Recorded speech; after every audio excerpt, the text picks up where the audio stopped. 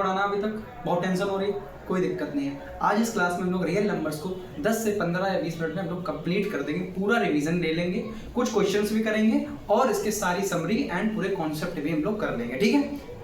तो सबसे पहले हमको क्या देखना है, सबसे पहले हमको देखना है introduction of real numbers. Introduction of real numbers को देखना है सबसे पहले। क्या रियल नंबर क्या होता है? देखो रियल नंबर हम लोग दो टाइप में लिख सकते हैं। क्या? जैसे कि एक होता है रेशनल नंबर।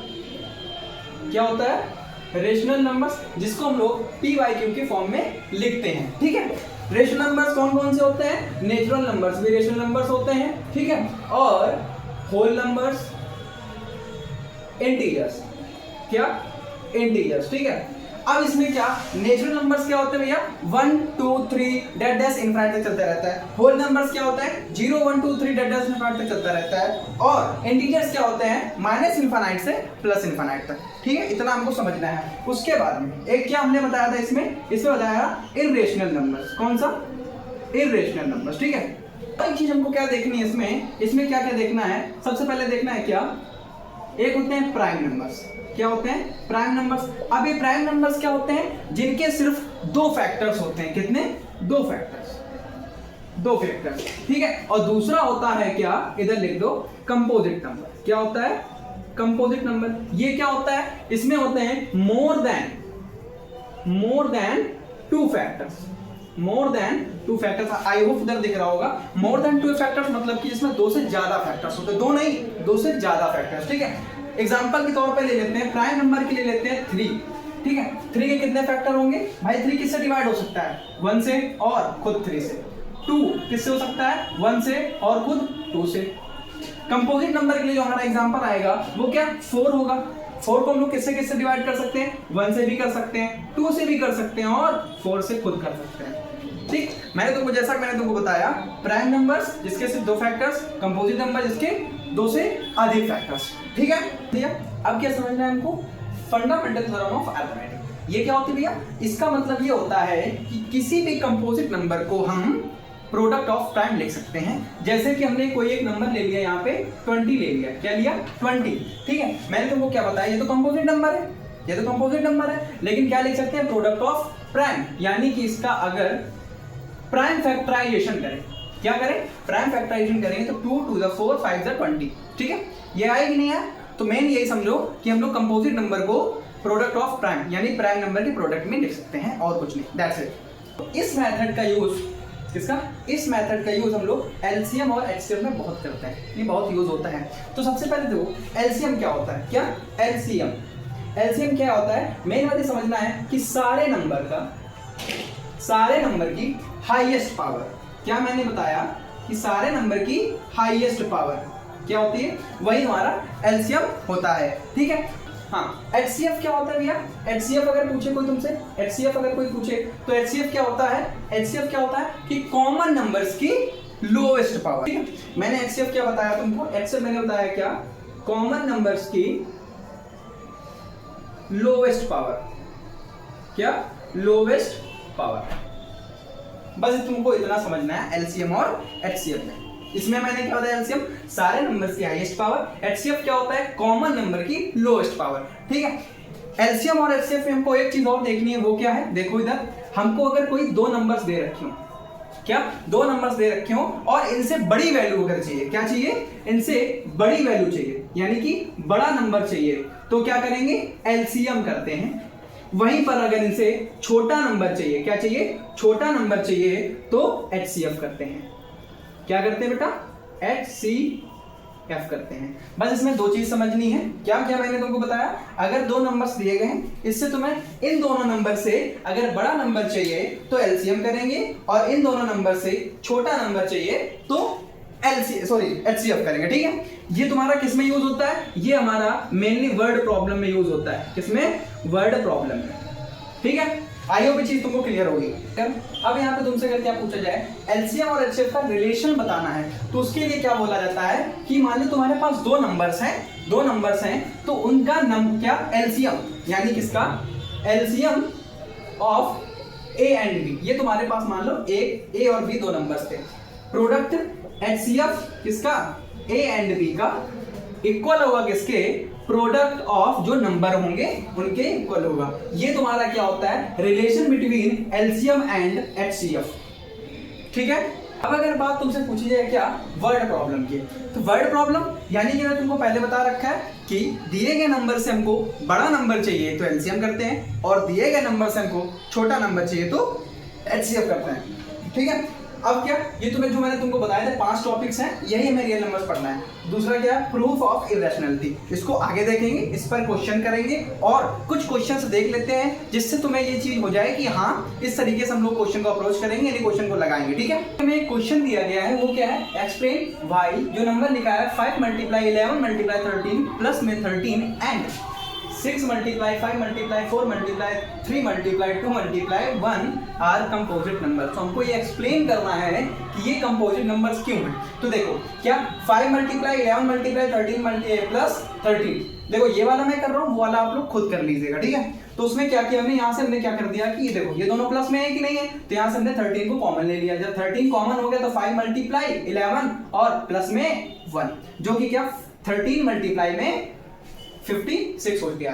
ठीक है, तो यहाँ पे क्या भाई मोर देन 2 फैक्टर्स बनेंगे, क्यों, कैसे, देखो एक तो 13 फैक्टर्स हो गया, दूसरा 56 हो गया, तीसरा 1 होगा और चौथा वो नंबर खुद होगा जो इनका प्रोडक्ट आएगा। ठीक है, आई होप ये चीज तुमको क्लियर हो गई होगी और होनी भी चाहिए। ये वाला आप लोग करना एंड कमेंट में इसका बताना मुझे। ठीक है, तो ये तुम्हें क्या बोला गया है, चेक वेदर 4 की power n can and with the digit 0 for any natural numbers. इसमें बोला गया है क्या 4 की पावर n कभी 0 पर एंड करेगा या नहीं करेगा। ठीक है, तो हमको इसमें समझने की क्या जरूरत है, सबसे पहले कि जब एंड मतलब एंड क्या हो, 0 हो, यानी किसी भी नंबर में उसका एंड डिजिट क्या हो, 0 हो, यानी कि उसके मल्टीपल क्या होने चाहिए, 2 और 5 होने चाहिए। क्या होने चाहिए, 2 और 5, तभी तो हमको 0 मिलेगा, तभी तो हमको 0 मिलेगा। क्या इसमें 4 की पावर n में क्या कहीं मिल रहा है, 2 और 5 दोनों मिल रहे हैं क्या, 2 तो है लेकिन क्या 5 नहीं है। तो ये नंबर 4 की पावर n, अब तुम्हें समझ में आ गया होगा, 4 की पावर n कभी 0 पे एंड नहीं करेगा, यानी उसका एंड डिजिट 0 नहीं आएगा। ठीक है, समझ में आ गया ना, चलो आगे चलते हैं। सो ये तुम्हें बोला गया क्वेश्चन को क्या दिया, find the LCM and HCF, मतलब कि एलसीएम और एचसीएफ हमको फाइंड करने दो नंबर का एंड वेरीफाई करना है कि एलसीएम और एचसीएफ इन दोनों का एलसीएम और एचसीएफ प्रोडक्ट ऑफ द, यानी इन दोनों के प्रोडक्ट के बराबर है। तो सबसे पहले हमको क्या निकालना है, इन दोनों का कर लेना है क्या, प्राइम फैक्टराइजेशन। जब हम लोग प्राइम फैक्टराइजेशन कर लेंगे तो एलसीएम निकालेंगे। एलसीएम मैंने क्या बताया था, सारे नंबर्स का हाईएस्ट पावर, सारे नंबर की हाईएस्ट पावर।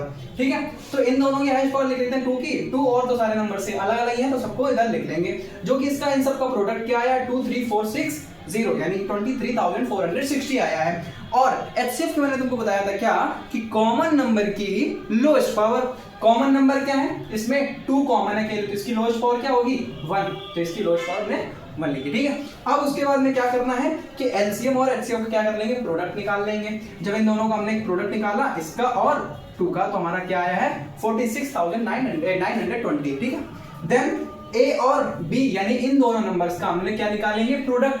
इन दोनों का नंबर्स का हमने प्रोडक्ट निकाला तो 46920 यानी 46,920 आया है। यानी कि ये दोनों नंबर्स क्या, ये दोनों क्या इक्वल आ चुके हैं, यानी कि product of LCM and HCF और product of A and B ये हमारे इक्वल आ चुके हैं। देन हम लोग क्या बोल सकते हैं, ए यानी A into B is equal to LCM into HCF. यही हमको इसमें क्या करना था, वेरीफाई करना था। ठीक है, आगे ना समझ में, अब आगे चलते हैं। देखो मैंने नीचे से लिख दिया क्वेश्चन, ऊपर लिखने में थोड़ा दिक्कत होती है, मैं सही से लिख गया, यहाँ लिखता हूँ तो यहाँ पहुँच जाता हूँ, थोड़ा एडजस्ट करना। ठीक है, तो इसमें बोला गया 3 sets of English math science. ठीक है, एंड इसमें बोला गया ये इतनी तुम्हारी बुक्स हैं एंड इनको एक स्टैक्स में रखना है, स्टैक्स में रखना है। यानी कि एक चीज़ तुमको समझना है, क्या बेटा, एक चीज़ तुमको समझनी क्या है, बुक्स हमारी कितनी है, मैथ है, इंग्लिश है और साइंस है। कौन सी, मैथ, इंग्लिश और साइंस। इन तीनों बुक्स को हमको क्या करना है, स्टैक्स में रखना है। ठीक है, स्टैक्स मान लो पता नहीं हमारे पास कितने स्टैक्स हैं, लेकिन हाँ एक स्टैक्स में हम लोग एक ही टाइप की बुक रख सकते हैं, यानी कि या तो मैथ की रख सकते हैं या इंग्लिश की रख सकते हैं या साइंस की रख सकते हैं, साइंस की रख सकते हैं, मैथ की रख सकते हैं या फिर इंग्लिश की रख सकते हैं, हमको ये नहीं पता है। लेकिन एक चीज हमको समझनी है, क्या अब एक चीज समझो, अगर एक स्टैक्स में हम लोग मैथ की बुक रखेंगे तो मैथ की बुक हमारी कितनी है, 240 है, तो 240 ही रखेंगे ना, उससे ज्यादा तो रख नहीं सकते हैं। हाँ कम जरूर रख सकते हैं, 240 से कम रख सकते हैं कि 200 रख सकते हैं। यानी कि एक चीज हमको इसमें समझ आ गई क्या, कि हमें इससे बड़ा नंबर की जरूरत नहीं है, क्या छोटा नंबर की जरूरत है, यानी छोटा नंबर निकालना है। तो छोटे नंबर निकालने के लिए तुमको क्या बता रखा है, क्या करना होता है छोटे के लिए बेटा, क्या बता रखा है मैंने तुमको, क्या HCF करना है। क्या करना है, HCF। हाँ तो जब इसका HCF करेंगे तो HCF मैंने बता रखा है क्या, कॉमन नंबर्स की लोवेस्ट, ठीक है, लोवेस्ट पावर। देखो जब इनका मैंने प्राइम फैक्टराइजेशन कर दिया तो HCF निकाला हमने, लोवेस्ट पावर यानी 2 कॉमन है, 2 की लोवेस्ट पावर क्या है 4, ठीक है। उसके बाद में सॉरी 9 लगने लगा ये, हाँ उसके बाद में फिर क्या है 3 कॉमन है, 3 कर दिया, क्या है ये 48 आ चुका है। HCF क्या है 48 आ चुका है। अब एक चीज हमको क्या समझना है, एक चीज हमको क्या समझना है, मान लो कि हमें पता तो है नहीं स्टैक्स कितने हैं, तो हमने मान लिया कि हमारे पास x स्टैक्स कितने x, ठीक है। एक में कितना रख सकते हैं, मान लो 48 रख सकते हैं, कितनी 48। तो हमारे पास जब इनका देखो हमें तो स्टैक्स तो पता नहीं था, तो हमें टोटल नंबर ऑफ स्टैक्स पता चल जाएगा कि नहीं आ जाएगा। जब एक में क्या 48 तो हमें पता नहीं, तो टोटल नंबर ऑफ स्टैक्स हम लोग निकाल सकते हैं। तो हमने वही किया, total number of stacks and जो टोटल क्या थी, जो टोटल हमारे पास ये बुक्स दे रखी थी इन पे, और जो हमारा निकल के आया था 48 डिवाइड कर देंगे तो हमारा आंसर क्या आ जाएगा 14 आ जाएगा, ठीक।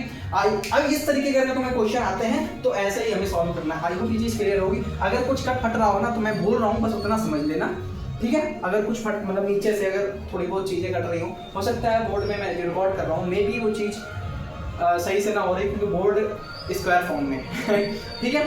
सो चलते हैं आगे, हम लोग देखना है आगे क्या क्या पढ़ना है। अगर बैकग्राउंड की थोड़ी बहुत आवाज आ रही है तो उसको इग्नोर मारना, ठीक है। हाँ क्योंकि गणेश चतुर्थी चल रही है और हर जगह साउंड ही साउंड है।